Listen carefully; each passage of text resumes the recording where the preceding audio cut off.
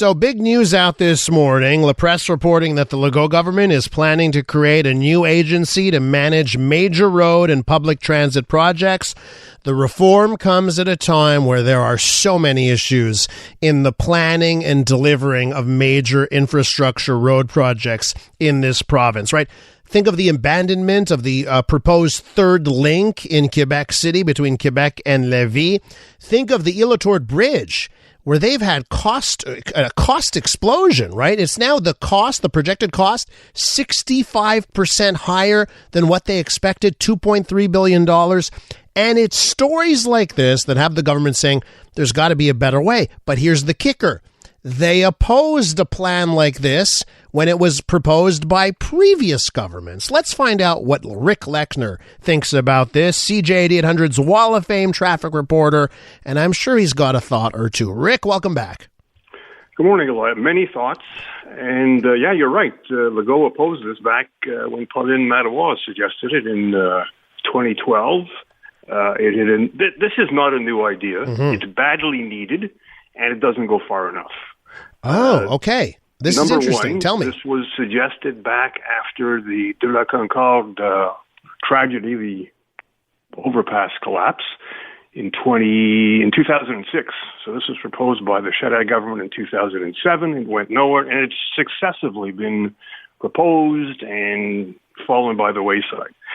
This is an opportunity if it happens. The good news is that it is happening with the Ministry of Health, Santé Québec. So there's at least some precedence that they can get something like this done. Remains to be seen, by the way, how good the Ministry of Health and Santé Québec's new mandate will shake things up. I'm sure they will, but it's still not a law. They're waiting for that to be passed.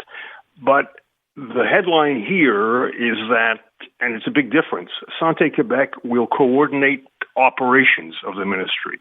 This new agency will only deal with major infrastructure. Elias, there are so many systemic problems in Transport Quebec that it needs a total overhaul. So it's not, it'll hopefully fix the big projects like the La Fontaine Tunnel, the Île-aux-Tourtes Bridge, as you mentioned, the Metro. Everything is over. The only thing that came in online was Turcotte. Everything else has been delayed and seriously over budget.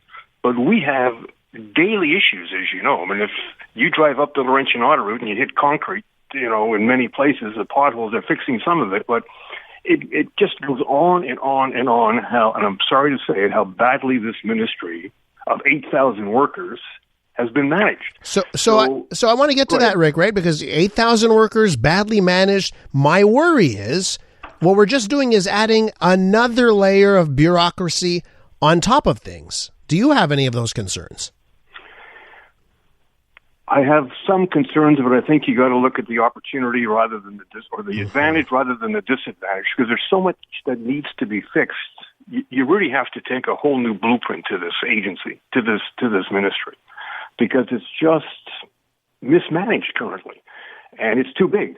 So if they remove some of the projects and some of the authority, if you will, and give it to an agency that'll have more flexibility in hiring the right people, because it doesn't come under the Quebec Civil Service Act, so they can hire people and pay more money. Money's not always the only issue, but as I say, there's a crying need to do something.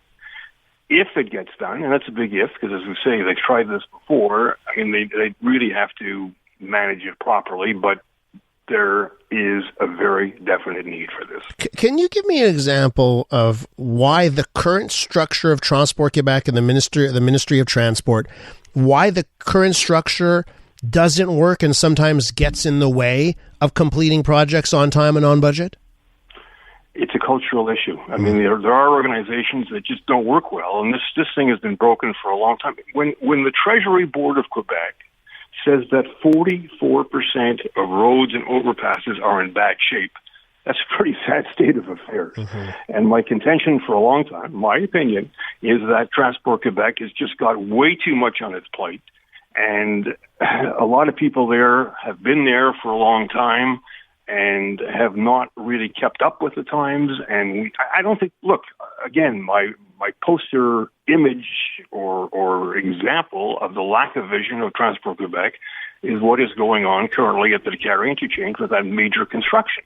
There's nothing other than a pedestrian underpass that's being built under Décarie, which fortunately isn't causing too much of a problem. But if people think that people who are going to buy Louis Vuitton bags are going to take the metro and cross underneath by foot to buy their... I mean, really, it's ridiculous. And that's the only change that's being made in that area to cope with what is expected to be a 25% increase in traffic capacity.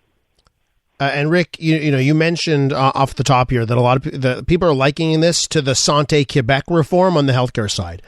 On the healthcare side of things, we have Christian Dubé as health minister, and people seem to have faith in him. We don't know how Santé Québec is going to do because it's still very early, but people have faith in Christian Dubé.